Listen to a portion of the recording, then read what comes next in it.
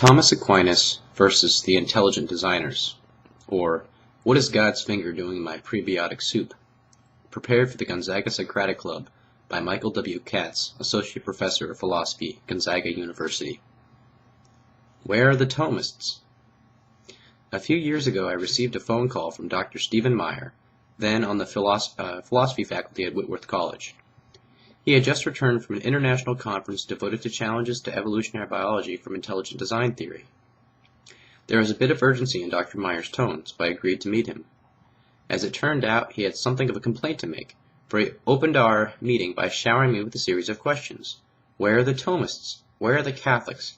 How come you Thomist guys are not out here defending us intelligent designers? After all, we are all on the same side, are we not? Asking Dr. Meyer the occasion of this outpouring of questions, he explained that he and other organizers of the conference had invited several Thomists to participate, and he was dismayed that, far from expressing sympathy with the intelligent design movement and its challenge to Darwinism, they were quite critical of the movement. Perhaps feeling a bit betrayed, he wanted to ask me, a Thomist, just what was going on. The debate between creationists and evolutionists has been going on for a long time now, and neither side has been especially interested in what Thomism, a minority position to be sure, has had to contribute to the discussion. To the extent that philosophers working in the Thomistic tradition are considered at all, both sides seem to have been dissatisfied. Secular Darwinians often view Thomists as just another species of literalists attempting to substitute the book of Genesis for good biology. Indeed, the only difference between Thomists and Protestant creationists, on their view, is that Thomists do it in Latin. On the other hand, Protestant creationists have often viewed Thomists as already halfway to secularism and naturalism, no doubt due to insufficient attention to the reading of Scripture. Now come the intelligent designers who have revived the debate with evolutionary biology on scientific grounds. This new challenge to Darwinism attempts to show that the biological evidence supports gradual evolution of species less than it does direct creation by a divine designer.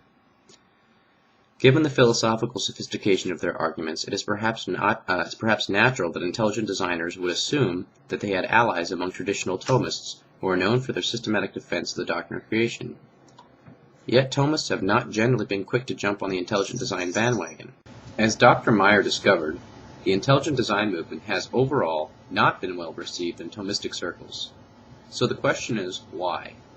Why have Thomists, who share with intelligent designers so much of the same concerns about the secularization of our society, not been more supportive of their movement? Why have so many Thomists hesitated to join intelligent design theorists in their campaign against Darwinism? Why do some Thomists, far from being supportive, appear even a bit hostile to the intelligent design project? A bit of attention to the Thomistic philosophy of creation may help to answer these questions. More importantly, investigating the coolness of Thomism towards intelligent design theory may help to move the debate away from its polarized creation versus evolution state towards a discussion that is more philosophically productive. A look at the Thomistic understanding of God's relationship to nature may even suggest a third alternative to the already well-known positions of the Darwinians and intelligent designers. Thomas Aquinas on creation. Back in the days of Thomas Aquinas himself, there was a scientific revolution that seriously challenged the traditional Christian doctrine of creation. From the time of the early Church, Orthodox Christians have held that the universe was created by a transcendent God who is wholly responsible for its existence and the existence of everything in it. In fact, this is a teaching that the Christians inherited from the Jews and shared with those of the Islamic faith. At the beginning of the 13th century, however, a great historical change came to Western Europe as the works of the ancient Greek natural philosophers and mathematicians became available in the Latin language for the first time. Especially important among these works were those of Aristotle, who had worked out the basic principles of nature and developed a methodology for scientific research that promised in time to unlock the secrets of the universe. This scientific revolution caused great excitement among the Latin-speaking scholars in the then new universities of Europe. They avidly pursued research in many of the natural sciences and essentially founded the historical tradition of experimental science that continues today. It was not long before progress was being made in such fields as mathematical astronomy, optics, meteorology, botany, zoology, and other sciences. At the same time, the new science was a cause for concern for some theologians, saw in it a challenge to the doctrine of creation. Specifically, many held that there is a fundamental incompatibility between the claim of the Greek naturalists that something cannot come from nothing and the Christian teaching of creation ex nihilo. Indeed, the Greek philosophers used their fundamental principle as grounds for arguing that the universe is eternal. There can be neither a first nor a last motion. It certainly appeared to many of the contemporaries of Thomas Aquinas that one cannot have his Christian cake and scientifically eat it too. Christianity and natural science seem to be incompatible, and one must choose between the two. Into this medieval debate comes Thomas Aquinas. He pointed out that the Christian conception of God as the author of all truth, and the notion that the aim of scientific research is the truth, indicates that there can be no fundamental incompatibility between the two. Provided we understand Christian doctrine properly and do our science well, we will find the truth, not a religious truth and another scientific truth, but the truth, the way things actually exist and function. Yet what about the apparent conflict between the notion of creation from nothing and the scientific principle that for every natural motion or state there is an antecedent motion or state? Thomas points out that the judgment that there is a conflict here results from a confusion regarding the nature of creation and natural change. It is an error that I call the cosmogonical fallacy. Those who are worried about the conflict between faith and reason on this issue fail to distinguish between cause in the sense of natural change of some kind and cause in the sense of an ultimate bringing into being of something from no antecedent state whatsoever. Creatio non est mutatio, says Thomas, affirming that the act of creation is not some species of change. So the Greek natural philosophers were quite correct. From nothing, nothing comes.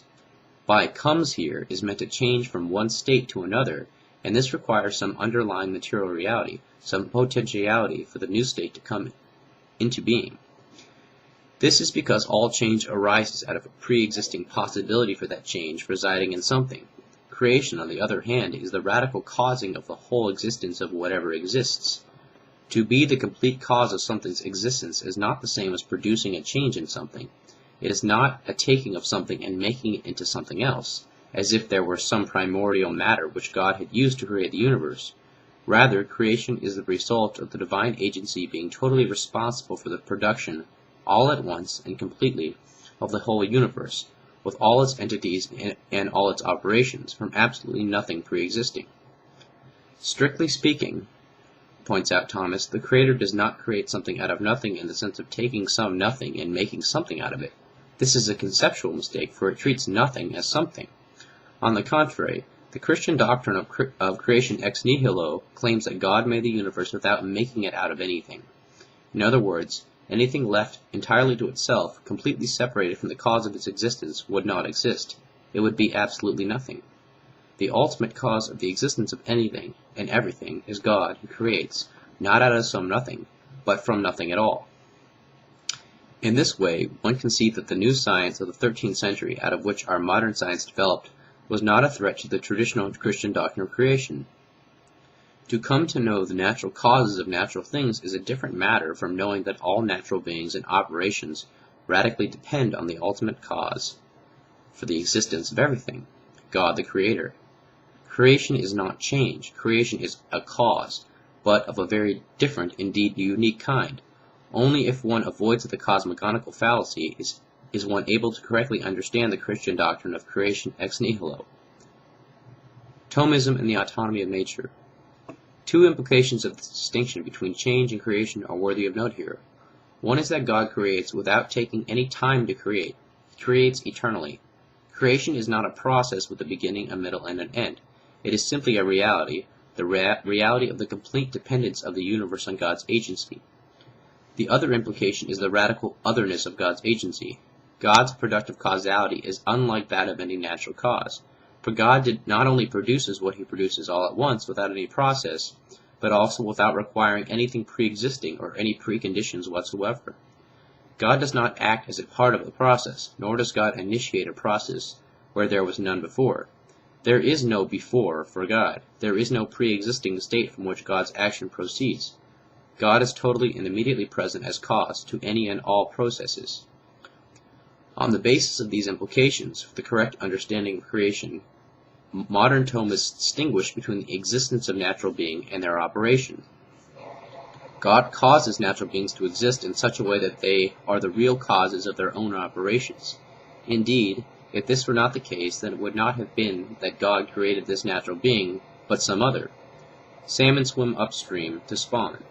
In creating such a natural being, God created a fish that reproduces in this way. If God created salmon without their natural reproductive agency, then he did not create salmon, but something else. Consider another example. A large quadrupedic mammal, such as a hippopotamus, gives live birth to its young. Why? Well, we can answer this by saying that God does it. If this could only mean that God created hippopotamuses, indeed the mammalian order, the whole animal kingdom, and all of nature, such that these animals have the morphology, genetic makeup, etc., that are the causes of their giving birth. It cannot be that God reaches into the normal operations of hippopotamuses to cause them to give live birth.